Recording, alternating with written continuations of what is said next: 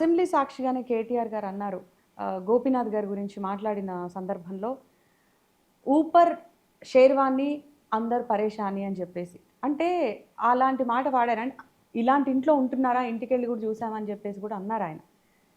So మీరు చెప్పండి, ఎలాంటి సమస్యలు ఉండేవి ఆయనకు అసలు? ఎందుకు బయటికి ఎవరికి చెప్పుకునేవారు కాదు? మన హైదరాబాద్ లో సామెత చెప్తారు, ఊపర్ షేర్వాణి అందరు పరేషాని. అక్కడ పోయిన తర్వాత నేను హరీష్ రావు గారు నిజంగా ఆశ్చర్యంలో నేను. గోపీనాథ్ గారు ఉండే ఇల్లు మాదాపూర్ ఆ ప్రాంతంలో చాలా చిన్న ఇల్లు అధ్యక్ష. ఎన్నడూ కూడా గోపీనాథ్ గారు గుంబనంగా చాలా ఎక్కడ కూడా తనకేమైనా ఇబ్బంది ఉన్నా చెప్పేవాడు కాదు అధ్యక్ష.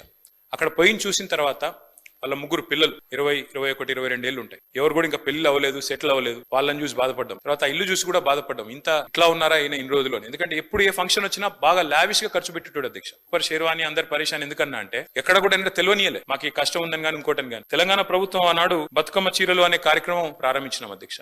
కానీ అంతకంటే ముందే గోపీనాథ్ గారు తన కాన్స్టిట్యున్సీలో బతుకమ్మకి చీర పెట్టే ఒక సంస్కృతిని కూడా తీసుకొచ్చింది గోపీనాథ్ గారు అధ్యక్ష. మనందరం గోపీనాథ్ అని ఇక్కడ పిలుస్తాం కానీ ఆయన మొత్తం కాన్స్టిట్యున్సీలో మాత్రం గోపన్నగానే పిలుచుకుంటారు.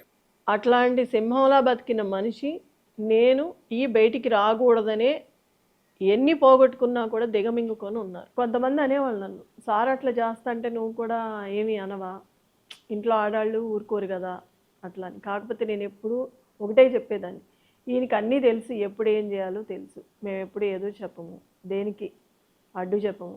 ఈయన ఏ బాటలో వెళ్తే అదే వెళ్తాము, అదే పని చేస్తాం. మేము డబ్బు లేదు అనే ఇబ్బంది కలగలేదు ఈయన ఉన్నంత వరకు. మాకు ఎప్పుడు అంటే తెలియనివ్వలేదు. మాకు ఏది కావాలన్నా మాకు ఇచ్చేవాళ్ళు, ఇంట్లో పిల్లలకు కానీ మాకు కానీ, బయట ప్రజలకు ఏ అవసరమైనా ఇచ్చేవాళ్ళు. ఆయన అనుభవించారు తప్ప మీకు ఎప్పుడు ప్రాబ్లం రానివ్వలేదు. ఇప్పుడు మాకు తెలుస్తుంది ఆ బాధ అనేది ఏంటో.